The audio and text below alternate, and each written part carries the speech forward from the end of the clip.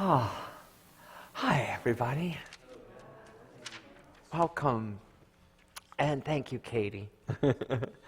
So nice to have you do that. For those of you who don't know, that's from the movie Coco. In our house, we've seen it 2 times this week. And it is a wonderful film. It is an absolutely wonderful film. And when we were doing this series on breaking the habit of being yourself, I was always going to speak on creating your new future. And when we realized that it could coincide with Dias de los Muertos, we were so excited because it was literally breaking the habit of what we normally do. And we tried to find a mariachi band for the whole, but I think we did better than a mariachi band. So thank you guys. Thank you for creating that for us. Because to get ourselves out of the rhythm of what we're used to creates new possibility, right? If everything stays the same, everything stays the same. Now, I know we've gone through a few changes, just some minor ones here this year, and at the same time, what better time to really choose what it is we want to be. What is it we want to become? And to break the habit of being who we were. If we really do want to shift that, we have to consciously become aware of the thoughts we're thinking, the feelings we're giving space to, what our body is telling us, and allow that to shift. One of the things that is in the book, Breaking the Habit of Being Yourself, is Joe Dispenza asks people to shout out, change. When you hear yourself thinking a repetitive thought, when you feel yourself doing the same habitual action, and if it's not a positive one, to go, change, that's not loving. Change, that's not helpful. To interject into your own consciousness and to call it out loud. You'll get a seat on BART, I promise, if you do that. Walk in and go, change! That's not loving. Someone will give you a seat. As I was getting out, I was pulling up here yesterday. I was pulling up in front. I had some work to do here, and a woman across the street queuing up to get onto the expressway had her window down, and she was just screaming at the top of her lungs. Screaming. And I turned to look at her, and she said, "What are you looking at?" Like, bless you. City life is so much fun. And I was in that moment going, how do I want to be here? How do I want to be here? Regardless of what was going on for her. How do I want to be? It's an amazing experiment. These are DNA, photos of DNA strands, the double helix spiral. There's an amazing story about a doctor who did a study at the HeartMath Institute. How many people are familiar with HeartMath here, right? So HeartMath is here in California, and they study the coherence of the heart, the electromagnetic field generated by the heart. And what we teach and what we believe is that thoughts are creative. And we know that thoughts are energy, right? They literally are the electrons in our brain firing, creating thoughts, right? And that thoughts are energy, right? But what HeartMath and what Dr. Dispenza talk about is that to be in coherence is so important, because not only your thoughts, how many people here have thought a thought, said the affirmation, thought it, and didn't see it manifest in the world, right? Did not see it happen. What it talks about in this book, and what we teach too, is that it's not enough just to think your way to prosperity, think your way to health. You have to feel it. It has to be part of your body. It has to be part of your heart space. And when you're in coherence between thought and heart, then things do start to shift. And this experiment was astonishing in this way. So there were 3 different modalities. They had a group of people who were practitioners of HeartMath and knew what it meant to hold a coherent heart thought. which meant to be in coherence in the thought. In the heart means that you're thinking of love and appreciation. You're thinking of those higher level emotions that puts your heart in a synchronized rhythm and creates a harmonious electromagnetic field. They gave people a vial to hold with DNA in it and asked them just to hold the vial of DNA and hold coherent positive thoughts. And they then tested the DNA to see if there was any physical changes in the DNA strands from that experiment. And what they discovered is that there were not. The DNA did not change at all. The second group, they asked to hold coherent heart-based thoughts of appreciation and love, and to think the thought of the DNA strands winding tighter or unwinding. So they held a positive feeling of love and appreciation and thought the conscious thought of the DNA unwinding or winding tighter. And in those people, they noticed that the DNA changed on an average 25%. 25% saw noticeable changes in the DNA strands from holding it in coherence like that. And then the third group just held the thought that the DNA was going to unwind or wind. And there was no change in that group. So what this study at the HeartMath showed us that to make effective change in our physical space, in our health, in our prosperity, in our relationships, in the planet itself, we can't just be thinking this is going to be better while holding thoughts of hatred towards it. Right? We cannot be affirming that we're going to be wealthy when we are withholding of our money, when we are holding on tight out of fear. There's an incongruence, or what's the word? Yes, incongruity, that's the word. Thank you, good morning. I don't know how he plays the trumpet this early. I can barely speak. There's an incongruity in our mind and heart. It won't manifest in the world. So to create our new future, we must be in coherence. And the quantum field and the quantum law tells us that all potentials are available, exist simultaneously. And we talked about this over the last 2 weeks, that when you're observing an atom, and what is DNA? But a collection of atoms. Hydrogen, oxygen, atoms put together in a certain way. When you're observing an atom, the electrons don't appear in any solid form until you observe them. So how you are observing life, the energy, the thought pattern, the emotional feeling pattern you're giving out are literally shaping what you're watching in real time. In real time, you are affecting the thing. So if you're sitting there saying, I hate this, well, you're getting what you're giving. There is a constant flow, right? There is a constant going back and forth of what you're observing and what you're feeling. And you can shift it. You can choose again. Because as we talked about in that atom, it's mainly just energy.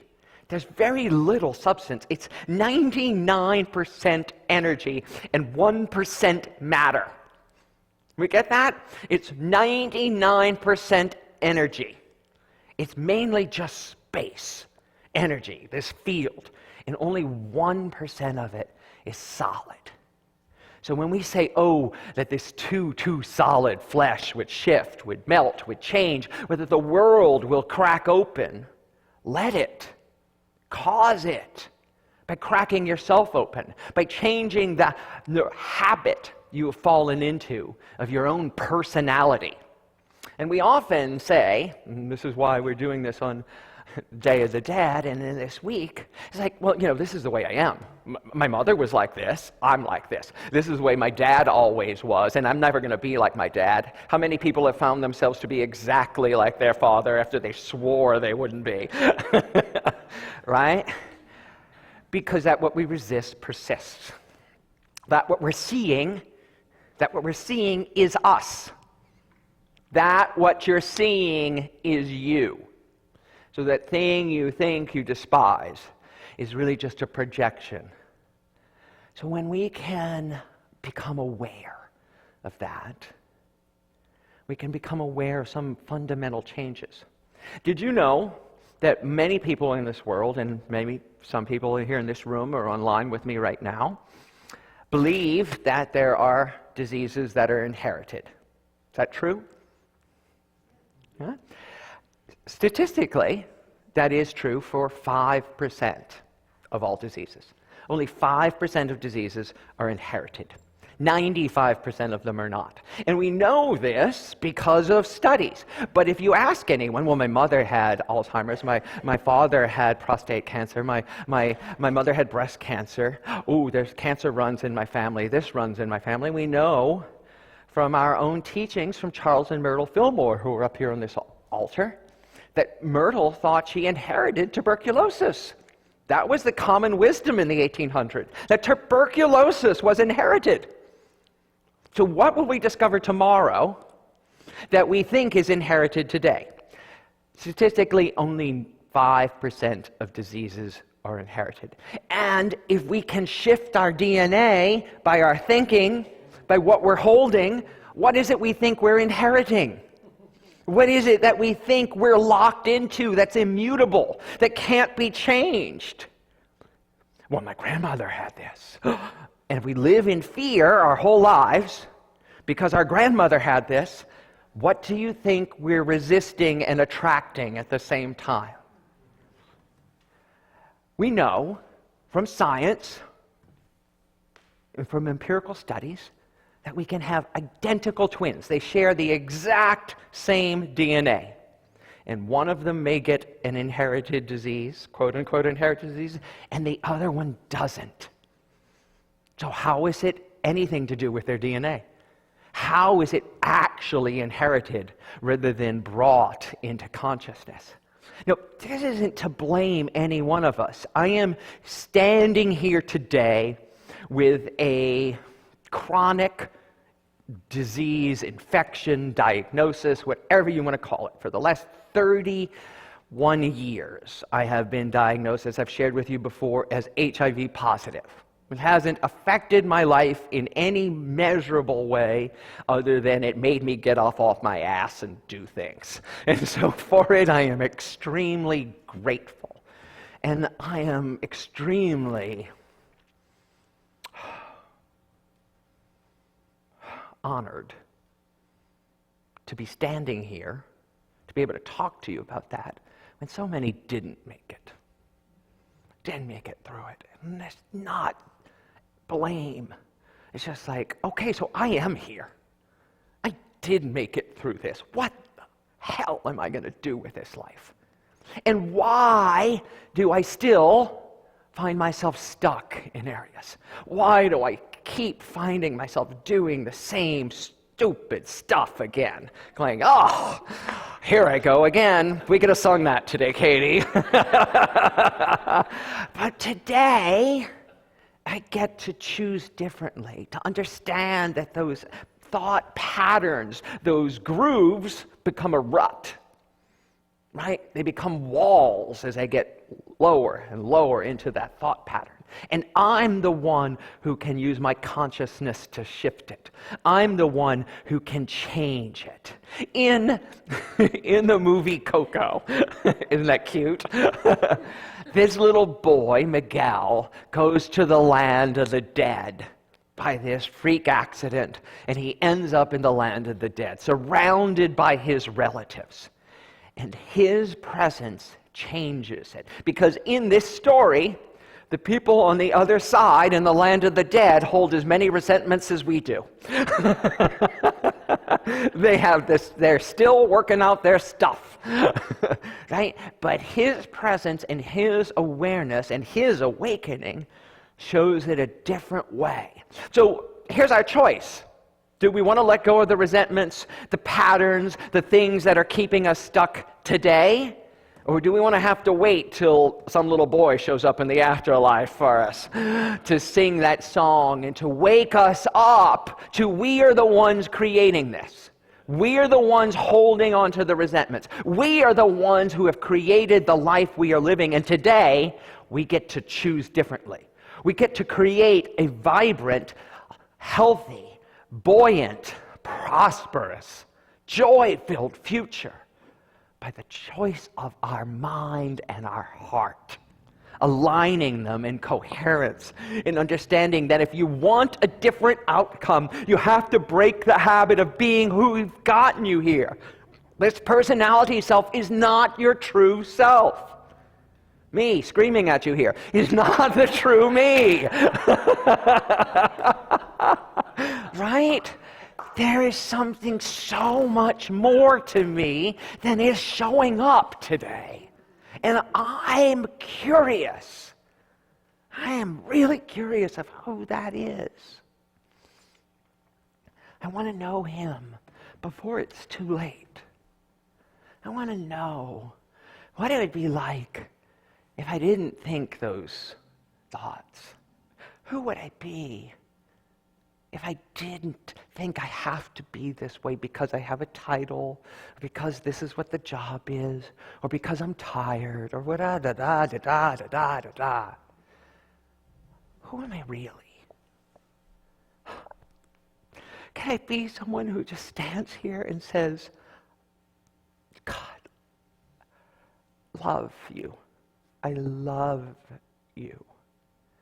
I don't want you to suffer 1 second.